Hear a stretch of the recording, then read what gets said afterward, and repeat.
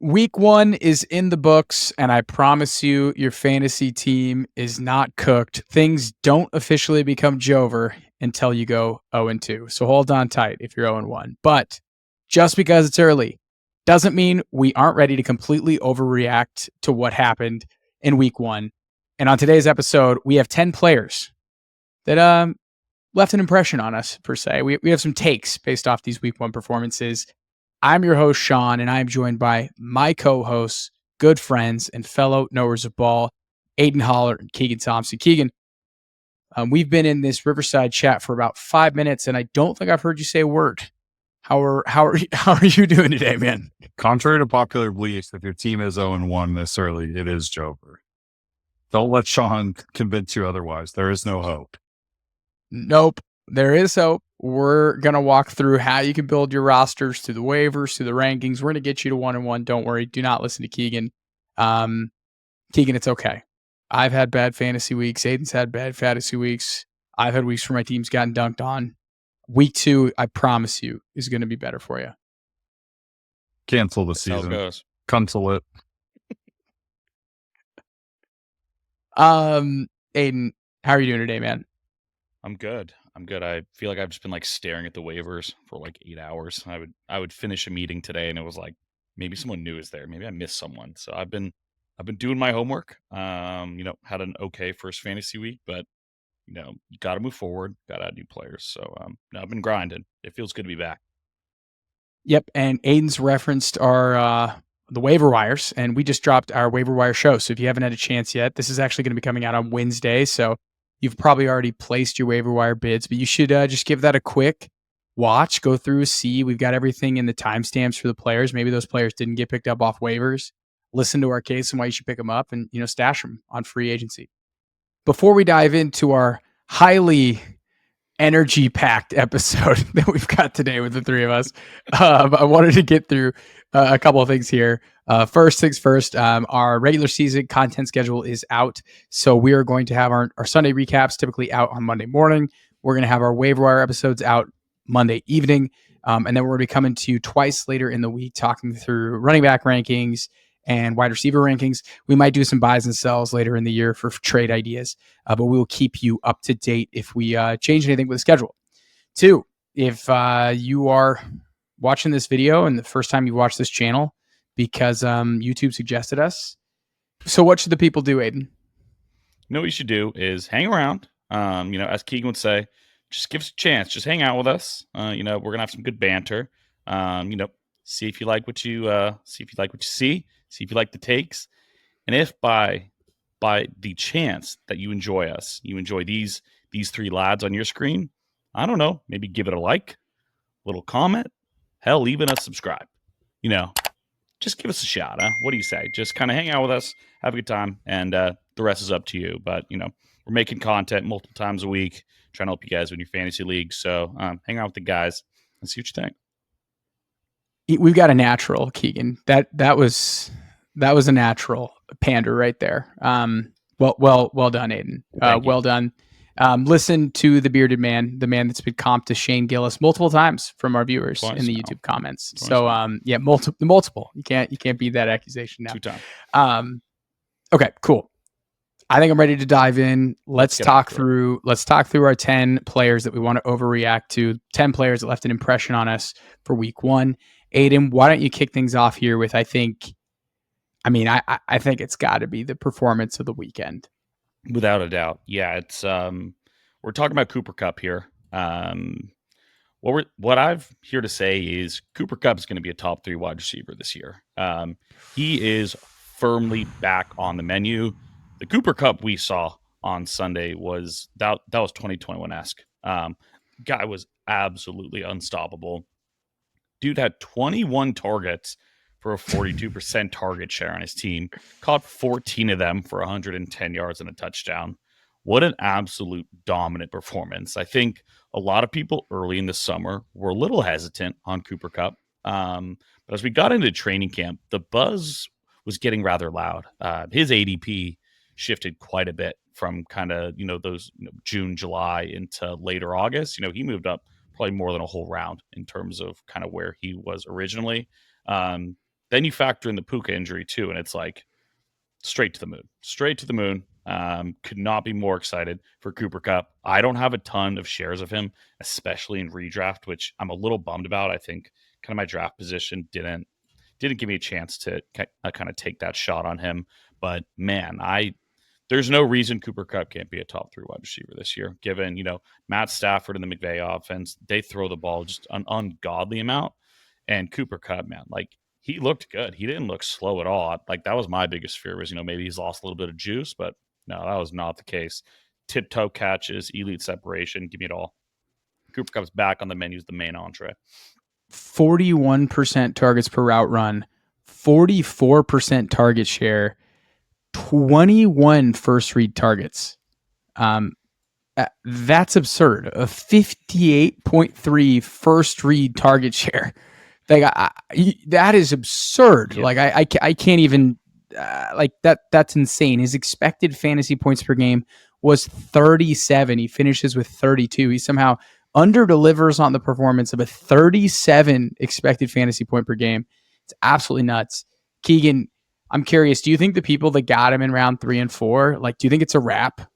Are those they people? Should go ahead and just change their team names to their Venmo handles. I can't believe it. Like, the signs were there. We heard all summer how healthy he was. Cooper Kupp was back. And, like, still, Puka doesn't get injured. I still think he's a fine pick where he got picked, but it was still pretty rich. Same. But, I mean, if you drafted early enough, you're getting 3rd round Cooper Kupp. In best ball, it was 4th round Cooper Kupp. So you're drafting in May, June. Some people didn't even get a shot to look at him in their drafts because his ADP got steamed so much. But 4 weeks without Puka is going to give a pretty clean runway to Cooper Kupp. And it's something to note. I think the bye week is 6 for the Rams. Correct me if I'm wrong, Shaun, but it's early enough that they're probably going to have to ask themselves a question about how long do we actually hold Puka Nacua out. If you get half of your fantasy season with just Cooper Kupp and no Puka, maybe top 3 wide receivers, not crazy. I mean, he could be one. Like, yeah, him and Tyreek. Volume, like in PPR formats, the volume is silly. Like, he also played 100% of the snaps. Like, they're not like he's not on a on a pitch count whatsoever. Like, everything you wanted from Cooper Kupp, we got and more. I had to pick my job after that game after watching it because it was like, he looked good too. Yeah, eye test. He looked healthy. That toe drag that he had on the sidelines was ridiculous. Nice. That was ridiculous. Okay, so this one's going to be a capitulation take for yours truly. Let's go. Saquon Barkeley will be a top 3 running back rest of season. As you can see here, absolutely monster 3-touchdown performance in Saquon Barkley's first game as a Philadelphia Eagle. Puts up 33 fantasy points. The usage was honestly what I kind of thought it would be. 80% of the snaps, 60% of the attempts, because this man, Nick Sirianni, has a Kenneth Gainwell fetish. He just loves getting Kenny G the rock, but he really loves it. So honestly, like, the role looked pretty comparable. He did have 66% of the attempts inside the 5-yard line. The tush push looked kind of Jover when they tried to run it. And thank God, that is pretty bullish for Saquon Barkley. If they're having fumbling exchanges between Juergens and Hurts, it might take a while for them to feel confident about the tush push. So honestly, I mean, I was just ultra impressed with Barkley, not even because of the role. He just looked awesome, guys. Like, that might be like a captain obvious thing to say here, but I thought a lot of the efficiency stuff that he printed in week 1 was ultra impressive. I've got this here from Fantasy Points. I can't believe it's a real stat. He was averaging almost close to -1 yards before contact per attempt, and 118% of his yards came after contact in this game. Like, they just weren't even blocking it up, and the man was just going off, scoring 33 fantasy points. Didn't matter. Just ultra impressive game for Saquon. He looked shot out of a cannon. He looked healthy. This is the best environment he's been in. Kellen Moore honestly schemed up a great week 1. Green Bay's defense into the end zone for was sweet. Saquon Barkley. Yeah, it was sweet. Downfield wheel route target. I told you guys, if this is week 2 and this man looks amazing, I will capitulate quickly. And I did it after 1 week. Respect. So I've got Saquon Barkley as a top 3 running back rest of season. I think he's going to go absolutely off. And I know you guys were all over it, so you'll take your moment. You guys can victory lap here. Let it out.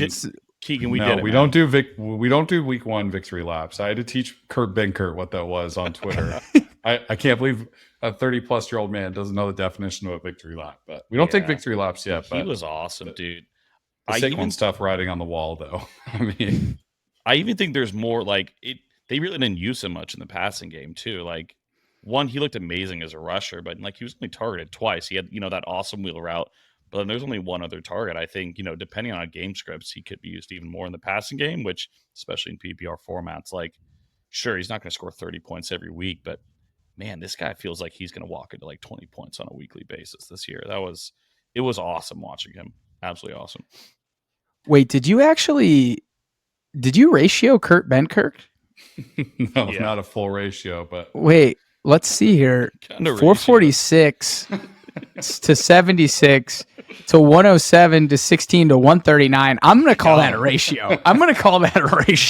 He got him. Keegan Dobson ratioing one of the worst accounts on Twitter. Well done. Well done, Senor. Well done. That was a W for Keegan you got egg on my face for me admitting Saquon was an incredible pick, and you dunked on Kurt Benkirk. So that leads us into our next overreaction, Keegan. Tell us why you're a little stressed out about a rookie faceplant in week one. Yeah, Marvin Harrison was the worst pick in the second round of fantasy drafts this year. Oh, my God. 90% snap rate in week one, but he managed one catch for 4 yards on 3 targets, including a drop on his first professional target in the NFL. And I know Marvin Harrison's not like, he doesn't look like Malik Neighbors. Like he doesn't run like other wide receivers. He's such a smooth operator, and like how he gets in and out of routes, like looks very different because it looks fine, but he did look slow coming off the line. Like I think we can all say that pretty fairly. Like he didn't look like he had extra juice, and maybe that's just week one. Maybe he's just a rookie, but I think the passing game looked very like dull from Drew Petzing. I thought the offensive environment was going to look a little bit better. Mind you, it's a tough week one matchup, but it wasn't a great look moving forward for a player that you might have spent the 12th pick on, the 13th. Some people might have taken him 11th because they were so high on him as a rookie. I mean, this is the problem with drafting rookies so early in your fantasy draft. I mean, 90% of the snaps. It's not like he wasn't out there. And look, Kyler's going to Kyler, and Kyler's going to scramble, and he's going to get out of plays. And like that doesn't always mean good things for his wide receivers. I mean, the Dorcher chamber was his favorite target on the week. And like if Marvin Harrison's getting outproduced by Greg Dortch week one, like that's a problem. Like you can look around the league, and I know Dunze's game wasn't great, but Malik Neighbors still got targeted a ton. Lab McConkey scored a touchdown. Brian Thomas Jr. had 4 targets, 4 catches, and a touchdown. It wasn't like all the rookies played bad. Marvin Harrison just had the worst possible run out imaginable. Like even if he wasn't a rookie, you'd be pissed at that kind of run out for a person you took 14th, 13th, or 12th. Yeah. I mean, not a good game for Marv. No. I went on Twitter on our account like a week before being like, people are not ready for how good Marvin Harrison is going to be. I still think he's good. Like I do think he's good, but there was a couple of YouTube commenters, and I'll give them some credit, and we were like, look, we're not drafting Drake London because he hasn't proved it, because the spot is too early. And they're like, well, where do you have Marvin Harrison? And we're like, well, that's a good point. Yeah, above him. Yeah, that's a good point. And it's valid. We should have seen maybe a little bit. This is the highest I think a rookie wide receiver has ever been drafted in fantasy, and like God knows how long. Like we've just continued to shove rookie wide receivers up the board. And like this is a good lesson for next year. Like remember to write this one down. Like just wait. Yeah, just wait. It was pretty rich. Fantasy Pros has this average separation score, which they call AS, which is hilarious. He has a negative 0.125 is his average separation score. If you compare that to another rookie, A.D. Mitchell, who had a 0.6. So basically 66% separation score on his routes. Even Jalen Polk. Look at Jalen Polk's ass.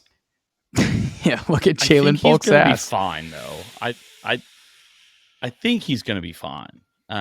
Right? I'd argue that 2 picks. I think 2 picks will for sure be worse in round 2.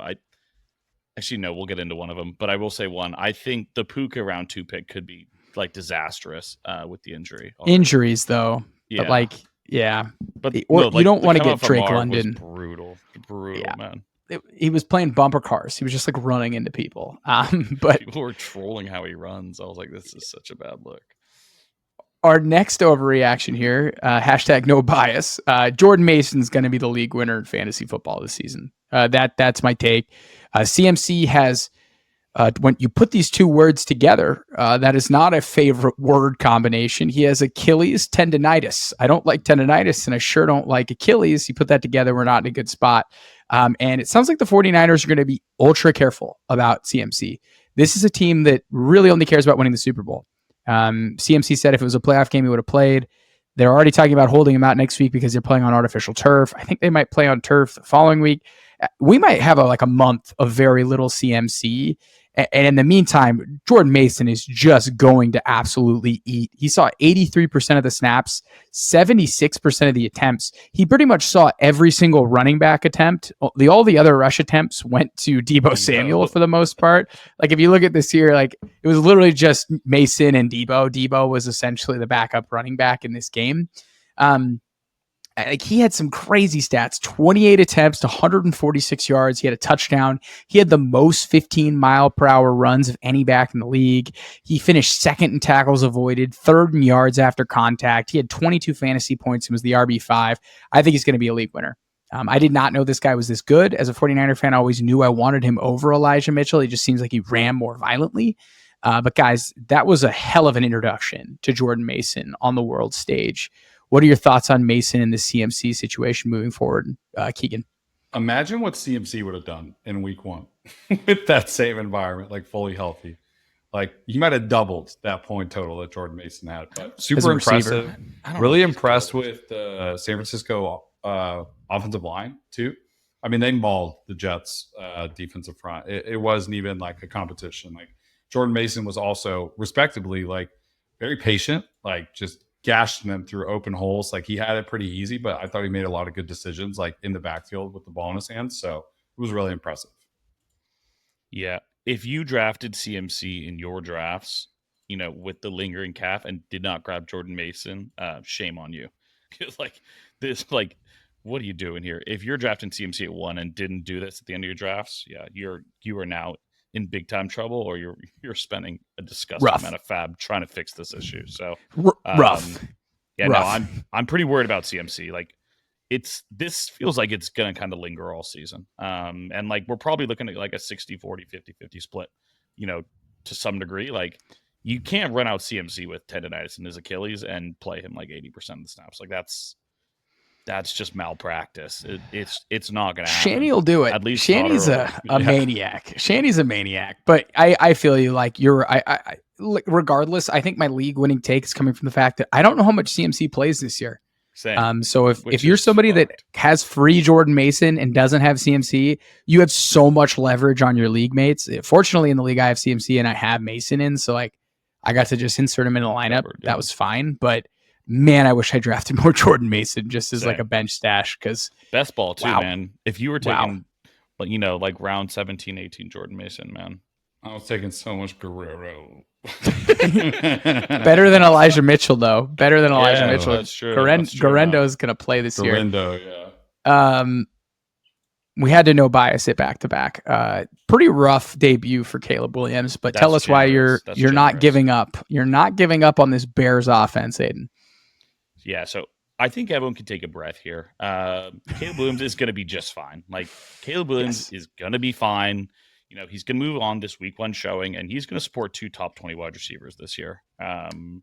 Just looking at the talent profile with Caleb, like we know who this guy is. Like every rookie fell on their face in week 1. Don't let Jaden Daniels' 28 points distract you from the fact that he was an awful passer. Bo Nix was throwing. Oh, I thought you were going to Bo Nix. I was like, man, the Bo Nix, the Bo Nix passing chart is special. Rough. But man, it's like, the numbers don't look great. Keenan dropped a touchdown. His line was in his lap all day. And the feet were just jittery. This was a rookie quarterback in his first start. Like without a doubt, he was still didn't turn the ball over. didn't take egregious sacks. Like, felt like, the process was right in terms of like where he was looking, the reads he was doing. It was just, the guy was just nervous. But like a bright spot I want to highlight is like Keenan Allen still had 11 targets. DJ Morris still had 8 targets. Like, he's still looking at his guys. Like, was he getting there? No. Keenan dropped a touchdown. He had another one that was wide open if, the center didn't absolutely get pancaked by the linebacker. And then just looking at QBs across the league in week 1, less than half of the league threw from more than 200 yards, like, which is absolutely insane. Like, this is such a QB league, and it was just maybe they should play in preseason more. Dude, maybe they should. But no, it's like I'm really not panicking here. I think Caleb gets right this week in Houston. By no means do I think they win that game, but Anthony Richardson, had himself a day passing the football there. They're going to be in the dome. Caleb's kind of a bright lights guy. It feels like he always kind of showed up in big moments in college, so he's going to be fine. It was pretty ugly. They were lucky to even get out of there with a win, but people ready to like cast him off after one game. I'm like, what are we doing here, man? Like, go look at CJ Stroud's first game last year and come back. Yes, it was ugly, man. That the rest of the season was night and day. Just like get one under you. I think what's interesting is that the Titans might just have a good defense. Like, they have Ernest Jones. They drafted that mountain of a human being to be their defensive tackle in the second. Devondre Sweat. Yeah, like they have Jeffrey Simmons. Is an like issue, dude. They were all in his lap. They've got L'Jarius Sneed now. I think they just might have like an underrated defense. And that was kind of a harder spot than people anticipated for his debut. It's a good unit. Two top 20 receivers is. It was hard to see that in week 1, but it could happen. It could happen. It definitely could. Keegan, any thoughts on the Caleb situation? A big flag plan of yours before we get to your next overreaction? No, I think he's going to be fine. Like, I remember, and this is like totally different quarterback level play. Like, I remember Sam Darnold like throwing a pick 6 in his first game, like on his legit first pass attempt. So it's going to be fine. Like, rookies are rookies. They get thrust into the NFL so soon these days. Like, they don't have time to learn. So, speaking of somebody who's not a rookie, let's talk about Mike Evans. Just some fucking king shit from one of the NFL's best wide receivers. 31 years old, entering into his 11th season. 2 touchdowns, 6 targets, 5 receptions, 61 yards, averaging 10 plus yards a target, 70% of snaps. I mean, how are you, Mike Evans, en route to a top 10 fantasy wide receiver season again? How do you not love this guy? All he does is go out there and ball. I mean, I think top 10 fantasy season after how good Baker looked. I'm game. What about like top 10 receiver all time at this point? Like, he's never made an all-pro team, but this guy's putting up just an all-time career. It's so impressive what Mike Evans Anybody who says Mike Evans isn't a Hall of Famer because they think his like 1,000 yards every year thing is whatever, like needs to like kick rocks and get outside and touch grass. Like, he's already going to be a Hall of Famer. Like, he's got the Super Bowl. Like, the 1,000-yard receiving thing is ridiculous. By the way, he's already pacing to do that again. So we're on a 1,000-yard watch again. But like that touchdown grab he had that Baker threw, that pretty like layered throw into the end zone. Mike Evans wiggles his way around a DB and gets his hands in position to catch it down the sideline. Is like so impressive for somebody who's 31 years old. Like, similar wide receivers, but not. DeAndre Hopkins, 32. Like, he got banged up in the offseason a little bit, but he did not look like that last year. Like, he's not moving like that. He's not navigating his body full sprint around a DB to get his hands in position to like grab a perfect ball. Also, great ball by Baker. But yeah, just loved game from Baker. Yeah. The other thing I will say about this is like, just start your wide receivers against the Washington Commanders. Like, that should just be lights out every game for them. They just 2 years in a row. The support. 2 years in a row. Time to print on the back half. So that's going to print. Yeah. Yeah. Man. But yeah, I see Mike Evans just fully going Hall of Fame level again and getting himself a top 10 wide receiver season. He already did it last year. He did it the year before. I mean, he's done it like 4 or 5 times in his career. Baker looks good, dude. The offense like looked really good as well too. I know it's Washington, but no, it looked awesome. When are you going to say it though? Because I don't think his lunch got taken. I honestly think that he ordered a steak lunch for Chris Godwin, because his lunch was firmly on the menu, and he got to eat it. Now Jalen was fine; he ran a ton of routes, but Godwin looked He could have Godwin looked amazing. Godwin looked amazing. Godwin looked unbelievable. Looked awesome. Godwin. They looked all awesome. scored a touchdown. Like after all that nonstop yapping I did about McMillan versus Godwin, like they all three scored a touchdown. I want them all. And if you look at the average separation score, 60%, 40% win rate for Mike Evans. 2.4 yards per route run. You just love to see it. The guy's a beast. He's a freak of nature, dude. He obviously does like a really good job of taking care of his body too. Because the thing we worry about the age clip is exactly what I was talking about with DeAndre Hopkins. Like not the same separator. Like maybe can't get open as much. The speed's not there, but his hands are still good. Like Mike Evans is still doing it all, man. He is. Yeah, it's kind of like 2 years in a row I've avoided the offense because it was just like a little murky, and it's like out of the gate, it's like here we go again. It's wheels up for that passing attack. I know. I did it again. Pretty nuts. It's like pretty nuts, man. I can't believe I did that again. People took gone. I don't know if I can do it. And boom, 4 tutties, absolute masterclass through the air, man. People took Drake London over Mike Evans. People did that. What are we doing? People did that. And we'll get to Mr. London. He did not escape the overreaction, but Mr. Anthony Pollard, somebody that you didn't give up on after Keegan and I gave up. I don't think I drafted much Tony P this offseason. I never gave up on the posse. And the posse stood up. The posse stood back up. Tony Pollard is all the way back and will be a top 15 running back this year in fantasy. Spicy. This guy had himself a day against a very tough Bears run defense, man. Like, we did not know going into this year what this split was going to be like between him and Tajay, and it's pretty clear at this point. Like, he had 60% of the snaps. Like Tony Pollard's the one. Like, this is not a 1A and 1B. Tony Pollard is the starting running back, and Tajay is his backup. 16 carries, 82 yards. 5 yards a carry. Again, like that front seven is good, man. Pretty good D line. 2 of the best tacklers at linebacker in the NFL. And he looked good. Like, it really didn't make sense why they went away from the run in the second half. They were still running. They weren't quite chunking it like they were in the first half, but that was really damn good. RB12, first week of the year, 16 carries to Tajay's 4. Like, he's the starting running back. There really is no debate. They both had 4 targets in the passing game where it was like Tajay's got him there. Like, he's definitely going to get him in the passing game. That didn't happen either. They kind of went punch for punch there. They both had like 10 yards. Neither one was really all that special there, but Tony Pollard's the guy there. He's the better rusher. He's, probably as good still as a receiver, even a couple years into the league. So the posse's back. If you took a chance on him in the RB dead zone, congratulations, because he's back, baby. That seems like the biggest overreaction so far.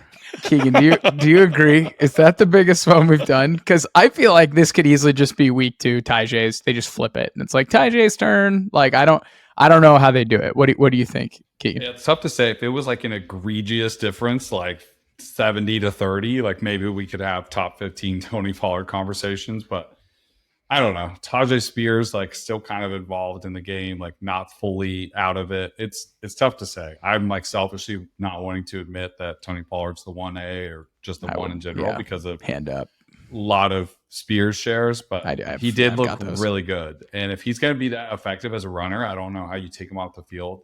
I know Callahan wants to like rip the ball around, but if Will Levis is going to be making mistakes like that, he's an idiot, dude. He's an idiot. Just all right. I know. I'm just saying. I was Levis pilled. They had a plan going into the season, obviously, and I think if that plan stays true and they can throw the rock a lot, like Tajay Spears is still going to be very much involved. Like, they're both very good pass catchers, but if he's going to play like he did yesterday, this might be good for Tony Pollard and bad for Spears.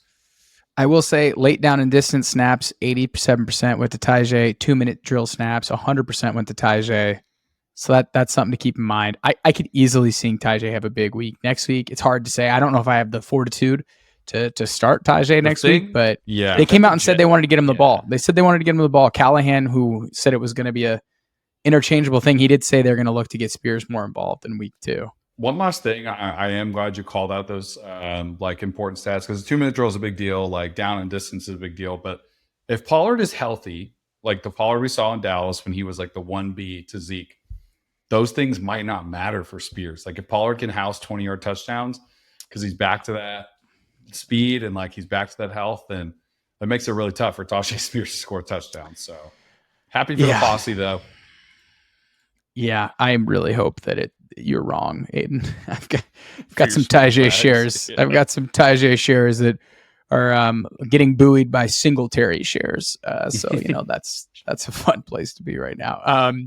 Moving on to the next overreaction. I think these overreactions are getting spicier as the show gets along because I think Jameson Williams is going to average almost as many points per game as Amon-Ra St. Brown. Jamo, hell yeah. Jamo was unbelievable here, scoring 24 fantasy points, but he had 9 targets, which you just don't see a high volume Jameson Williams game. You just don't really think that's going to happen. And when you start to look at some of the usage he had some of the best usage in all of fantasy football in week 1. Like the guy had 94% of the routes, 30% of the targets, 50% of the air yards. So like all the usage is ridiculously good. The man had a 50% separation score, which was, I think, 3rd best on the week. If you remove Zach Pascal's probably 4 routes that he ran. I saw this was crazy. He had the 2nd best PFF run grade of any Lion in week 1. Like you do not think Jameson Williams is out there just throwing crack blocks? Yes, of any Lion. He was okay. I thought he was like any wide receiver or something. No, but maybe for wide receiver, but like he had the 2nd best of any Lion in that game. Like think about that whole entire drive at the end of the game where it's just Demont, running through an MFer's face on repeat. Jameson Williams is in those runs and he's blocking. And as a Niner fan, 0 days here, it just reminds me of the Brandon Ayuk situation where the guy just did everything they asked of him after he'd been in the doghouse. And then in year 3, just became a hell of a route runner, super engaged run blocker, super explosive downfield threat, a super strong complement to George Kittle and Deebo Samuel. And it kind of, if you squint, you're starting to see this kind of transformation for Jameson Williams. And I think this is bad for ARSB. I'm a big Sun God guy, but he was tabbed as the safest pick in all of fantasy in the 1st round. And we were all kind of wondering how this Jameson Williams situation would shape out. But it's looking like this guy's a legitimate threat as an outside wide receiver in this offense, catching deep ball touchdowns from Jared Goff. Pinch me. I mean, I've never heard that one before. The guy does not throw downfield with success. So if this is something that's a part of their bag now, 1, the Lions offense is just way better. And 2, Jameson Williams it's like a top 15, top 16 receiver this season. Keegan, you have been a card-carrying member of the fan club. I don't think you ever sold your shares. How are you feeling before we get to Aidan's capitulation? How are you feeling before we get to Aidan's thoughts? Just too good of a talent to like give up on this early. Like everybody was like, well, it's over for JMO, but like you missed 6 games early on in your career like that. It definitely affects your progression. But I like that you called out the run blocking and how involved he was in the offense when he didn't have the ball. Dave Campbell spent all offseason talking about what a growth of a player he's had. And like, I'm sure he's just grown as a person too, but comparable to the IU stuff, like how do you earn your time in an offense? Like you do the dirty work, like you do the hard stuff, but his skill for me has always been something that's so tantalizing to watch. Like his speed is incredible. He was fantastic in college. Like he just needed to put it all together and he needed to find a way to earn playing time. It broke right with them getting rid of Josh Reynolds and they needed a wide receiver 2 and a 3rd pass catching option. And it showed up in week 1. The handoffs, the deep balls. I mean, that route that you're showing right now, he cooked him. He cooked him so bad he tried to tackle him. He couldn't tackle him because he was too fast. I always thought that he had really good wide receiver abilities too, catching the ball, especially as a deep threat, and just hasn't had an opportunity to show that. So, wheels up for Waymo, as they call him. All right, capitulation time. No, I'm not ready. ARSB and Laporte are better. I think Gibbs is still not 100% as well. We'll see though. I don't think because your take was he's going to average the same amount as ARSB. Close to. What's close to? I think they both kind of average 15 to 16 fantasy points per game. Look at that route tree. That rocks. I don't think I kind of just still see him as like a big play merchant kind of end around type guy. Like until he develops like a full route tree, which I don't think's in his bag. I think it might be. We'll see. Look at this. 30% of the targets, 94% of the routes. He was not even sniffing this last year. Like if you look at his route participation, 56% of the routes, 10% targets per route. 15% targets per route and 10% target share. This is by far and away the best game of his career as a route runner, run blocker, but the everything. End of season usage was quite high. Like the early, like this is like his averages. Yeah. Like yeah. That was the end of the season. He was on the field a ton and wasn't doing anything. So again, like I think it was amazing. Like, one or two more of these games and I'm gonna have to bow out here. But no, I'm definitely not ready to do this. Like, stick to your guns, baby. I see spike weeks with him, but no, I don't think he does this every week. All right, it's staying with me here because I get to just put my hater cap on and I get to keep hating on Drake London. It's too easy. Yeah, Drake London will not be a top 24 wide receiver this year. I was concerned about Drake London heading into this year because I thought we were going to be buying someone who had never done it before at his peak value because people were conflating his QB situation and the offense he played in. Well, guess what? The play calling was weird, and his QB might have been the worst QB who played football this week, not named Bryce Young. Cousins could barely plant his right foot. Like I have to pull up the Cousins passing chart. He can't plant on that foot at all. It is bleak. It's starting to make this Michael Penix pick seem a little more sharp. Yeah. A little more sharp. Penix might play this year, like soon. I think he might. Like Cousins could barely plant his right foot, the one he tore his Achilles. He barely could push the ball downfield. At one point, he had a 3rd and 15, and he just like spiked a ball down at Drake London's feet, or I forget who was running. They ran half of their snaps in the pistol. This is from Ben Solak. They ran half of their snaps from the pistol formation. They didn't run a single. They had one play action pass attempt. Like that is awful. And then you pair that with his, that environment with the usage, baby. Oh, he's not even showing up in the charts. He was so ass. He's not even showing up in the charts here for next gen. Yeah, there's not enough for them to waste their time. Gosh. He got out targeted by Ray McLeod. He had the same usage as Darnell Mooney. We're back, baby. We're back. I don't think people are understanding that this guy might just not be that good. He just might not be that good. It's have possible. Fun. We told you not to draft him. And you know what the truthers are saying now? Just wait for when Michael Penix becomes quarterback.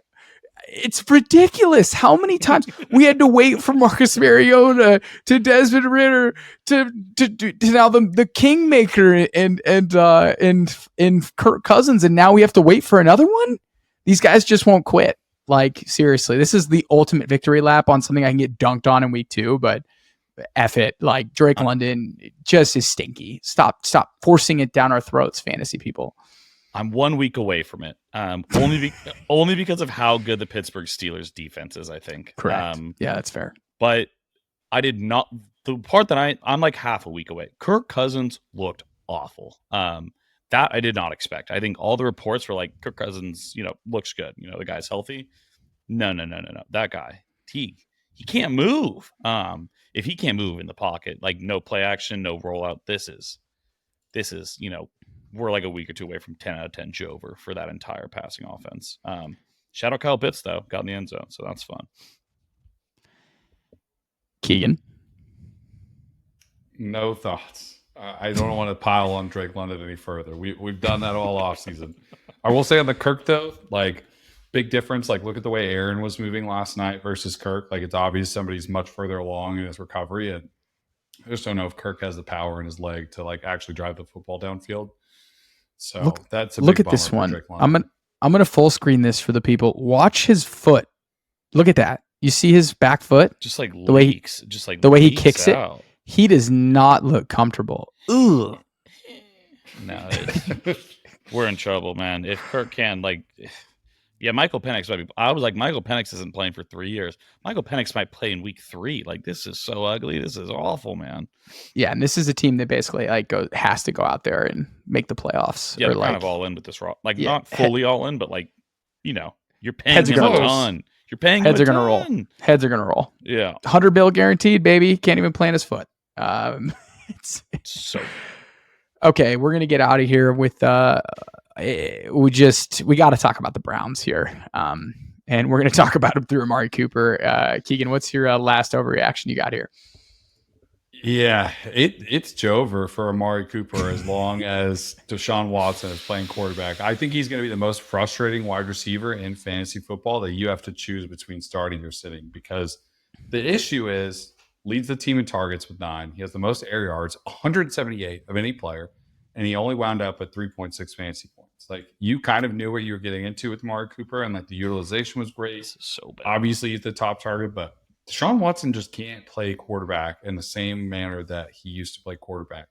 I know they barely missed each other on a touchdown, but like that was garbage time. You know, we just watching the beginning of the game. Like, Deshaun Watson can't push the ball downfield the same way. Like, he might still have shoulder soreness or whatever's going on, but his ability to push the ball deep down the field is not there anymore. You know, Cooper spends so much time getting open, routing up DBs, like finding himself in opportune situations. And if you don't have a quarterback that can get on the ball, are you really going to want to start him every week? Like, I said this could be the most frustrating because Amari Cooper is one of the best wide receivers talent-wise that you could have drafted where he was drafted. But that's going to suck. Like, you're going to have to decide between Amari Cooper or, you know, Romeo Dobbs one week. You know, like it's going to be really bad. You have because to play him though. I think. I know. Judy dunking on him is rough. Same ADOT, same end zone targets. More just overall targets, higher targets per route run. Amari Cooper, I think it's their offense. Yeah, it's Watson. They do have a pretty decent upcoming schedule with Jacksonville next week, then New York Giants. Oh, that's Vegas. ugly. Vegas is going to be a little bit tough. Like, their defensive line gets busy, and then they have Washington. Holy shit! 169 yards. It was rough. 45 attempts. The man legitimately could not do anything. So I think Keegan has a good point about the schedule coming up, but it might just be the same thing where you just wait until he gets benched and then you're off to the races. And you've got Jameis Winston throwing him 80-yard dots down the field. The problem is not the offensive environment too, because like Stefanski's offense with Flacco looked great, you know, like, and that's Flacco we're talking about. That guy can move less than Kirk Cousins can move right now. And he was dotting the league up with Amari Cooper last year and David Njoku in the Stefanski offense. So this is a problem for Amari Cooper. You know, as long as Watson's playing quarterback, it's bad.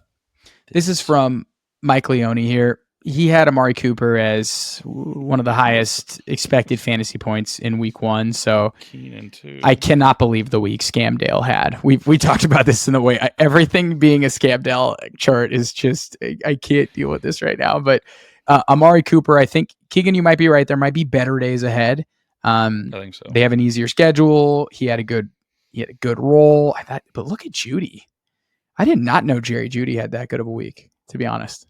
This is relatively new to me, but he's going to be ultra frustrating because you have to watch Watson play quarterback. Like, you have to you got to be excited when a Browns game comes on red zone and then you have to watch him play quarterback, which is just. I think you just rely on the notifications for Cleveland games. I don't think you need to subject yourself. Yeah, to see if Jerome Ford scored, see if Amari got a target, and then close your ESPN app and go back to real football. That's one where Scott's just gonna have to let me know what happened. I don't think I'm doing 60 And check minutes out this in the Cleveland Browns game, Deshaun Watson.